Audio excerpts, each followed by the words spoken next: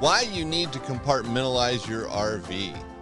This is Eric Stark with the Smart RVer podcast, delivering the smarts you need to enjoy the freedom of the RV lifestyle without the fear of breaking down. All right, everybody, we're in July. July is upon us. Summer is moving right along. We're seeing high prices on fuel, inflation, but it seems to me everybody's still using their RV at some level or another. So if you can, come to Montana. Check this state out. I know it's probably going to be a little more expensive, but it's worth the trip. If you can cut back on something to help offset the price of the gasoline or diesel or food, whatever it might be. I know the United States is in some turmoil right now, but Montana's still here. It's still an awesome state. There's tons of wildlife to see here, rivers, mountains. I mean, this place is just awesome. I'm going to talk about a little bit more later on in the show in the next stop section. I'm going to focus on Montana and just some things that you need to know. I mean, things that I'm still learning about this state. So come to Montana. And, you know, an RV is still a pretty inexpensive way to travel. You know, you take your house with you. It's comfortable.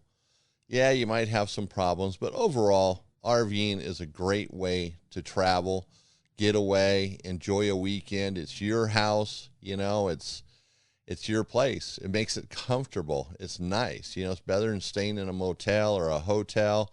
And, you know, I've stayed in motels that have cockroaches running across the floor, and I've stayed in hotels that, you know, 5-star service.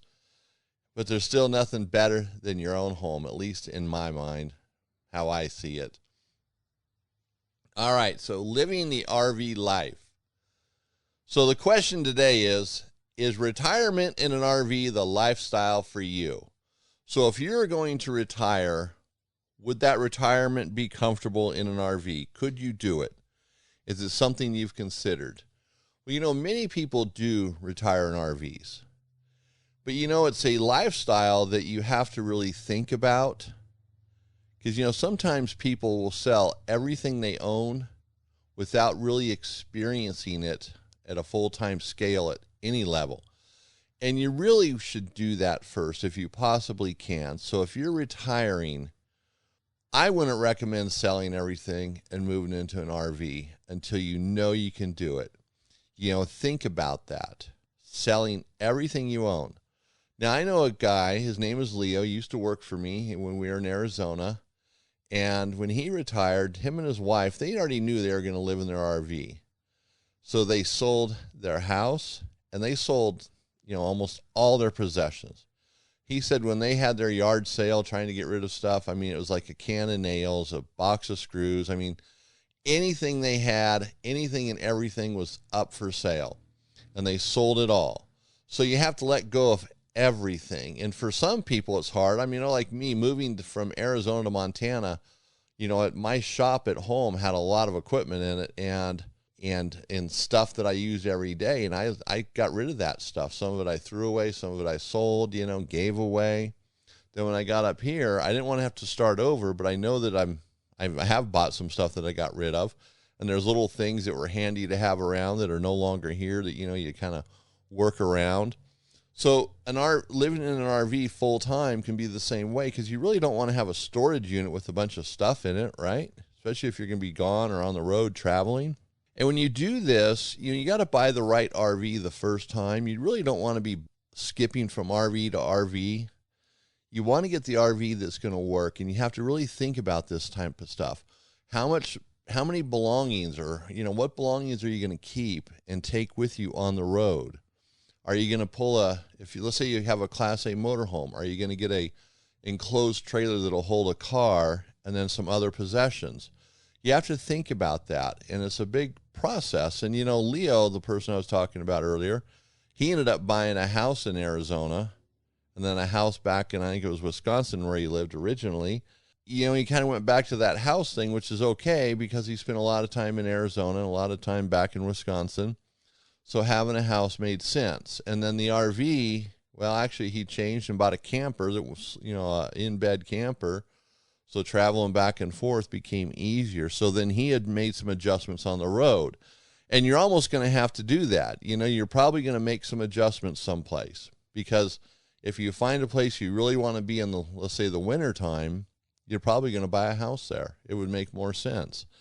So make sure that you have the funds available as well. If you're going to live out on the road in an RV, you know, make sure that it's the lifestyle that you can do, and talk to people who have done it. You know, get their stories, their experiences, the challenges they faced. Because, you know, I'm not at that point in my life, and I don't think I would ever retire an RV. It's not for me. But for a lot of people it is. But just make sure that if you're contemplating this, that it's a decision that you can make and lived with. And if you decide down the road that it's not for you, make sure you have the assets to buy a house someplace. Don't force yourself into an RV for the rest of your life. That could be a very bad decision. So think about that kind of stuff. Talk to other people. Get the facts. You know, quite often with RVing, we can jump into a situation because it sounds really good. You know, it sounds very romantic. You know, we romanticize it. And then in reality, it can be jumping into a bucket of, you know what, it just isn't right sometimes. So we have to proceed with caution. That's a lot of things we do in life too. You know, sometimes we just maybe we don't want to know the truth. Maybe we don't really want to face the facts, but we have to do it. And so an RV lifestyle is definitely a choice we make, and we have to take it in a balanced fashion. So that's the RV lifestyle. Now, staying on the road. So this is for the RV owner, the guy who wants to keep his RV on the road. And this is an important part of the show. This is my favorite, as I always say. So in case you don't know, I have a brick and mortar retail store. A lot of the content of this show comes from just people I talk to on the phone or that come into the store. And, you know, I got people calling me from all over the United States. I get emails from different parts of the world. You know, people coming into the store that literally come by here to see us and talk to us, who listen to the show. They don't even live in Montana. So we have people that trust what I'm saying. And that's, like I said, that's where my content comes from, a lot of it. Staying on the road now comes from that. So last night, in fact, I had some other illustrations I was going to use, some experiences for this section of the show, because this is where the containers come in. Compartmentalizing your RV. So in other words, putting it in containers. Now let me explain why I'm talking about this. So just last night, I mean, this guy called perfect timing because I already had other stuff set up. So now I'm going to use this example. So a customer calls me. Actually, he called earlier in the day. I was too busy, and Alexis took a message. So I call him back, and the message was all about a water heater, 100% about an Atwood water heater. Nothing more on the notes. So I'm talking to the customer. You know, we're talking about a circuit board, no spark, gas valve bad. And so I'm listening to this person. He said, okay, so it sounds like maybe the circuit board is bad from what you're saying, so bring it in and I can test it. You know, I knew he was local by his phone number. And he says, okay, no problem. So now on the water heater, it has a big hole in the tank. It froze this winter. Now, it took him 5 minutes to get to that with all the other stuff he included in that, how he bought the RV, how it wasn't winterized properly, how they said they drained it, how they didn't, how they did this. I mean, I couldn't even follow it. But all of a sudden, there's a hole in the water heater. He said, so, well, if you have a hole in the tank on an Atwood water heater that you can put a fist through, I'd say the water heater's no good. It's not something you can weld up. And you're not going to need a circuit board anymore. He says, oh, no. Well, the circuit board has nothing to do with the water heater. So what do you mean? That's what we were talking about. He says, no, that's the refrigerator. He goes, we're talking about at least 4 different things right now. You just don't know it. And he was right. I didn't know it. He needs a water heater. He's got a problem with his refrigerator. And somewhere in this conversation, we were talking about his Blackwater holding tank. And there was something else that I couldn't even figure out. So now for him, he's looking at his RV. It's like he's sitting in the center of it and he's just seeing problems everywhere. And I'm not knocking him at all for explaining things the way he did, because he's got all these issues going on and they're all big too. water heater's not working, there's a problem with the holding tanks, the refrigerator's not working. Pretty big problems, you know. It's not like a light bulb's out and the rug is, you know, the corner of the rug's peeling up. You know, it's not like that. Big things here. They're all important things to have working in your RV. In this case, he's kind of talking about everything all at once, where on the other side of the coin, sometimes I get people that they'll ask a question about the refrigerator, and before I can even answer it, they're asking about the awning, and before we can even get into that, now they're talking about maybe the holding tanks and getting rid of odors in it, and then bam, there's another question, and all of a sudden there's 4 or 5 things on the table that we haven't even been able to discuss. And as you go back and try to take the first one, you know, the customer might take you back into the second, third, or fourth, or fifth one. And so you're all over the board, so it's really hard to have a conversation like that and help somebody. And I think you can imagine that. And that's where compartmentalizing comes in. It's staying on track. And so I've given this a lot of thought, you know, because in my business, it's customer service. We try our hardest. And I'll tell you, sometimes we fail because we don't understand a situation or it's just something that we cannot accommodate. That happens sometimes, but we try our hardest. We answer our phones. We call people. We have questions about orders. We contact them. Every Amazon order we get, we send the customer a message verifying what they ordered is correct. So we go out of our way to try to help people make sure they get the right thing, the right answer. And you don't find that in the world today. I mean, like even Amazon, you know, I don't even consider them part of the RV industry. And I wish nobody'd shop for RV parts on Amazon. And I'm serious about that because there's no customer service there. And quite often the small business selling on Amazon gets hammered because of Amazon's lack of customer service. It's all about just giving you your money back and that's it. And it doesn't help the situation, not at all. We try to help. And I guess that's the point. I'm getting a little off track here like I always do, but we're trying to accommodate everybody, but sometimes it's really hard to do because customer service is going by the wayside today. And I think all of you experience that. That's where thinking about this, pondering this situation and how people are sometimes. And, you know, I think about our store. We have powwows about customer service. And sometimes I get these looks like, Eric, you're crazy. You know, it's just not going to work that way because I have expectations and we have to meet them. And I learned that from my father. He had expectations in his business with his employees, and he has always known about customer service. People loved him for that. And that's just something I've grabbed onto, and I think is very important. I ponder these types of things. So, okay, looking at it, how can we help the customer when we're in their situations? And that's where compartmentalizing comes up. Now, if you take your RV, you know, let's just pretend it's a big box now. So you're looking at it, like I said about the guy on the phone, he's like sitting in the middle of his RV just looking at all of his problems. So if you sit there and just, you know, mentally sit in the middle of your RV or physically, and you're looking at everything in the RV and you're imagining you can see through the walls, you can see the wiring, the insulation, the framing, the staples that hold the framing together. You know, if you imagine all that with problems, you know, the plumbing vents, the roofing vents, the appliances. If you imagine it all and you're sitting here thinking, oh, what am I going to do about this? What am I going to do about that? What about when this fails? What about when that fails? Man, your head will explode. You can't do that. You have to just look at it. It's a box and it has, as I call, containers. It's, you know, you compartmentalize it. You take the container, you put it here. So everything should be a bunch of containers. Visualize your RV as that. It's a big box filled with containers. So each container can be a system. For example, the fresh water system can be a large container that holds smaller containers. The smaller containers can be items like the faucets, the showers. You know, a small container containing the water pump and the filter that's on the water pump, or the water filters in general can be in the same container as a water pump. But when you break it down that way, it makes it easier to look at your RV. So now you got this big box filled with containers. And so you can pick out containers and you can move them around. You can do whatever you want with them. Your focus should be on one container at a time. Even if you have 6 problems, 10 problems, 2 problems, generally they're not related.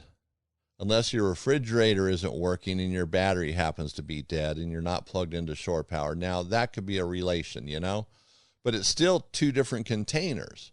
It's just they have a connection between them. But not every connection or not every container in your RV has a connection to the next one. And so it's isolating containers or appliances or systems, ever how you want to look at it, which, you know, that's the point here, is looking at it properly and separating them and not bringing them together. And one of the things that I experience trying to help the RVers with their problems is things get so blended together. And I understand why. In fact, I find myself sometimes, let's say it's a problem at my house, and I call up one of my buddies who maybe is an electrician. You know, I got this odd electrical problem that I just can't, you know, isolate or solve myself. So I call someone and, you know, I start going on about this and that. And it's like, whoa, Eric, you know, slow down. You got to just talk about this. So I find myself doing it where I blend things together. And what I mean by that is, let's say it's an RV, the interior lights do not work, whether it's plugged in or not plugged in. So you're either on 12 volts or you're on shore power and the interior lights don't work. You know, to me, it's a battery problem, right? That's the starting point for me. But what I get from a lot of people is, you know, it's got to be the 110 volts because the lights are 110 volts. And then I try to explain, no, the lights are 12 volts. They work off the battery. And then there's this insistence that they're 110 volts. Then when you get past that, it's still trying to blend the 2 systems together. And ultimately, they are separate systems. They belong in their own container. There are a couple paths where they might cross, like at the converter, but you can isolate it pretty quickly and get them separated out again. And it's important to do that, because if you keep crossing or connecting containers together or systems in an RV when they shouldn't be, it makes the diagnosing process much harder to do. It actually makes it harder to explain. And for a guy like me, it makes it harder to understand. And so sometimes you walk into a store and you're explaining this, or you're talking to the service writer and they're looking at you like you're nuts. And they treat you like you're nuts. And you look at the service or the invoice where they write, oh yeah, 110 volts causing lights to not work. You know, that's a service writer he didn't even listen to what you said. He didn't even try to reason with you. You know, then there has to be all this explanation to the technician who he's not going to get it. Then you pick up your RV, you're probably going to still have the same problem because there's a lack of understanding and communication. And it's important that you get the RV people to understand your problem. And it's important that we understand the problem. So we have to work at it as well. We have to help you with those containers. And also by looking at containers, for example, the 110 volt system versus the 12 volt. It's 2 separate containers. They should never be put together because they really don't cross over, as I said. Just like the freshwater system. It's its own container. Maybe it's a big container with smaller containers in it, like I said earlier, with the faucets and the showers, you know, shower faucets, where the black water or the sanitation side of the water system should be in its own container. I know in some of the catalogs that we use to find parts like P-traps and things like that are in the freshwater section. And to me, they should be in the sanitation section because they're not fresh water. Once the water hits that, it's not fresh water, but I kind of see it. It attaches to a sink. The sink is more on the freshwater side. Sometimes, you know, it's hard to separate it, but that's what helps make things make sense. And when you're looking at your RV, you know, you can't see through the walls.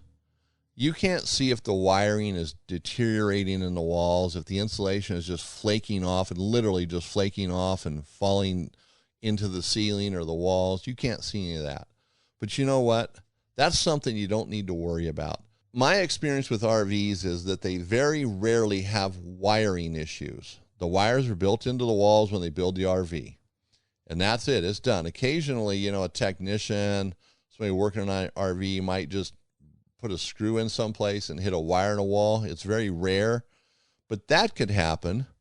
But that's just one of those things that if it happens, it happens. But I wouldn't sit there and worried about this container, the 110 volt electrical system, and opening the lid, trying to look and peek. Is everything okay? I'm worried about this.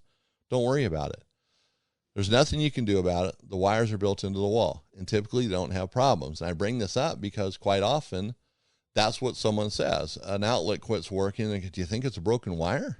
And, my response is no, it's probably the outlet's bad, if or the breakers, popped or something, but it's not a wire.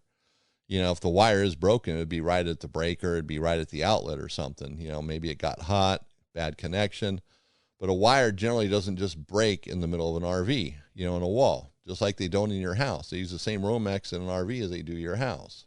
Maybe it's not the exact same, but same principle. 12 volt wiring is the same way. It doesn't just break. 12 volt wiring, 110 volt wiring lasts for decades. In fact, people come with old RVs and they're replacing all their lights and stuff. Maybe they're remodeling it and the wiring's fine. They just leave it. They use it because there's nothing wrong with it. Take your containers, and the ones you need to deal with, they should be at the top of the box. The containers of things like wiring that you can't control, even plumbing, for the most part, the lines in an RV are fine. It's the connections that are the problem. Occasionally you get lines that fail, ones that are soft, reinforced vinyl for flexible lines. There's some, there's definitely some problems there you have to be aware of. But overall, most of your PEX line is going to be is fine. It's just the connections. So that's where a container, the toilet goes in a container because that connection going to the water valve on the toilet is where the problem's going to be. If it's part of the fresh water line system. So I hope this makes sense, breaking things up that way, because you can take certain things that are important, keep them to the top. The refrigerator's in a container, the water heater's in a container. And, sometimes you have to just replace the entire water heater, the entire refrigerator. So that relieves some stress, but sometimes it's just a matter of replacing parts to get it going, like a furnace. Quite often people want to replace the whole furnace, and you don't need to do that. Generally, you can repair a furnace forever. It might seem ridiculous putting money into it, but the furnace is there, it's built in, it works, and quite often you can't get the same furnace to go back in there. Might be some modifications you have to make. So look at the container for what it is. It's the furnace. Let's just keep the furnace working rather than replace it. Refrigerators and water heaters are easier to replace than a furnace because you can generally get something that fits right back in the hole, hooks up real easy. So your entire RV, the roof, can be a big container with smaller containers in it, such as the vents, the exit vents, the ventilation vents, the plumbing vents. The rubber roof portion of it can be a container. For example, maintain the rubber roof. That's your focus. Now, when you're doing that, if you're washing it and cleaning it and putting UV protection on it, you might catch some things up on the roof that need to be maintained. Another container, like a roof vent, needs to have some new lap sealant put around it, because it looks like there's some cracks, and that's preventative maintenance. The lighting, the exterior lights, big container. Tail lights might be a smaller container. Clearance lights, another container. I hope you get this, and I'm sure, it makes sense to me. Just keep it compartmentalized. So when you're talking to somebody at the RV shop, the RV store, it's going to make more sense to them when you're talking about a specific thing, and don't blend it all together. Start the conversation with, hey, I got 3 problems here. And the first one I want to talk about is the water heater, and stay on the water heater. Now, if the technician says, or the parts guy says, hey, what are your other problems? And he might ask that just to see if there's any relationship whatsoever. Then if he's, okay, all right, I'm just going to make a note of those, but let's go back to your water heater. And stay on that. That's the focus, and let him ask questions. Don't bog him down with too much data, because remember, he's putting all this data in a container. He's got to make it fit and make sense of it. So stick to what's important. And it's also when you're talking to your friends or your spouse about your RV, because maybe you're looking for some input. If you're keeping it containered or compartmentalized, it's going to be easier to explain things to others, especially if you're seeking some assistance. So we're going to leave it there. Compartmentalize your RV. Don't try to explain everything at once. Everything is a container. Every system belongs in a container, and you might have to have a big container with smaller containers, multiple big containers, which you will, but just keep it all separate. It's going to make more sense to you. It's going to be easier to digest it all, and you'll probably get better sleep at night, not worrying about things you don't need to, and getting help is going to come much easier. Now, the next stop, I want to talk about Montana for just a moment. This last weekend, my wife and I, we took our mountain bikes out, and we were actually on the Continental Divide Trail. We hadn't been there before, been by it, drove over it, but we went out on the trail. And, it really made me start thinking about not just Montana, but other places like where you live or maybe where you like to go RVing. I mean, if you live in Los Angeles, you got to definitely get out of the city to enjoy anything. But it made me think about my wife and I, because lately we've been doing these local trips, just day trips in some cases, where we take our bikes and we go riding for a certain amount of time, and then we spend a certain amount of time exploring that general area, looking for other places where we can ride our bicycles. And a lot of that entails overlanding or four-wheel drives, because we have a truck and it's set up to go off-roading, and it also has some bike racks that I built to hold the bikes, and you can pretty much take that truck anywhere on a dirt road, rock road, and those bikes aren't going anywhere, so it works out real good. We enjoy doing that. It's a nice way to get out exploring, especially living here.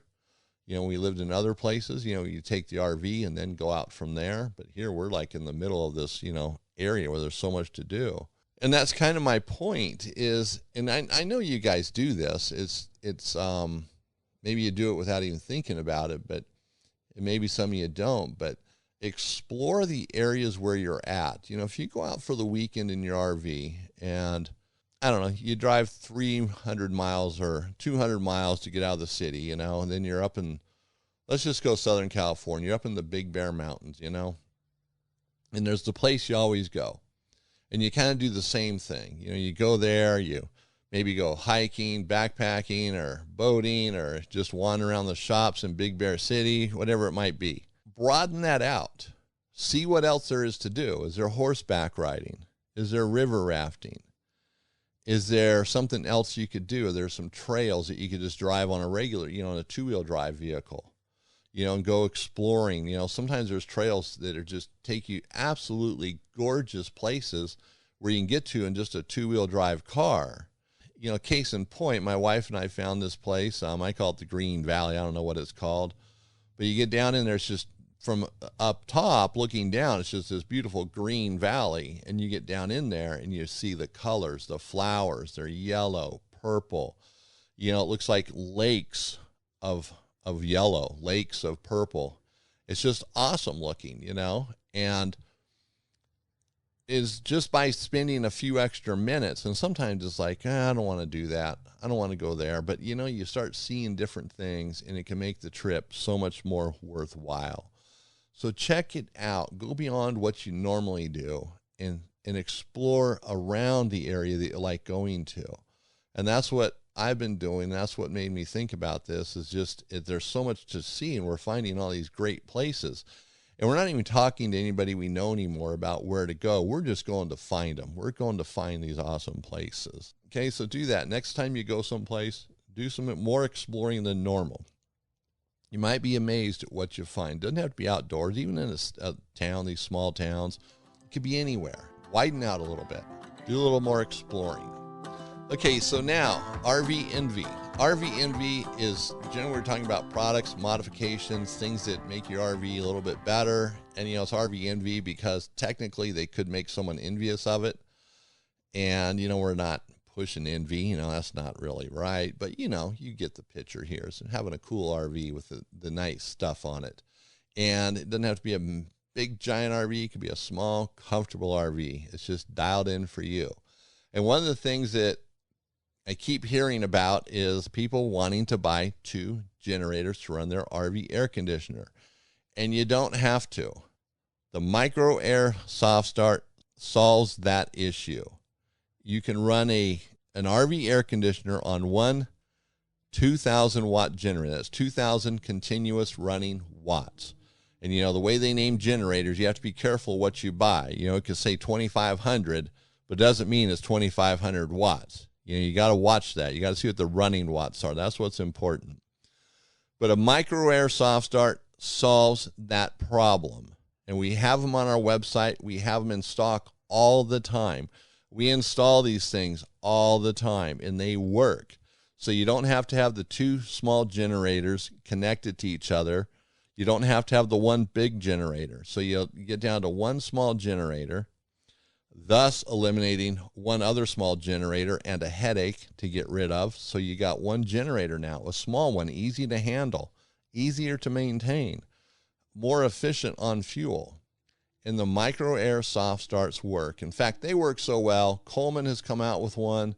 Dometic's coming out with one. Everybody's knocking it off. These guys have had a good run, but it's coming to an end. Well, I shouldn't say an end. They're going to have some serious competition now. But Micro Air, I mean, we trust them. We've talked to them. I mean, we talked to them many, many times. Every question we have, they answer. Before we ever stocked them, I started, talking to them about them. And before I ever talked about them on the show, we've, tested them. They work. It's an awesome product. So if you have any questions about it, you can call me or go to our website. I have to think of the name of it, ArizonaRVPartsCenter.com, and the Micro Air Soft Starts are there. I'll put a link to them in the show notes on our podcast website, thesmartrver.com, under this episode, which happens to be 103, which I didn't mention at the beginning of the show, episode number 103. And if you need to call me, the phone number is on our website, and also you can use the Contact Us page there to send me an email. So I want to hear from you, too, about anything doing with your RV. I love that, using it as content. In fact, I was going through notes yesterday, and I got a bunch of stuff I need to mention, shout-outs and such. So hopefully I can get to that next show. There's a lot of stuff always going on here. We're always busy, but we get the show done. So this is Eric Stark with the Smart RVer Podcast. It has been great hanging out with you guys today. So if I don't see you on the road, if you don't come by my store in the month of July or hit Montana in the month of July, then we will see you another time. But in the meantime, let's connect at thesmartrver.com.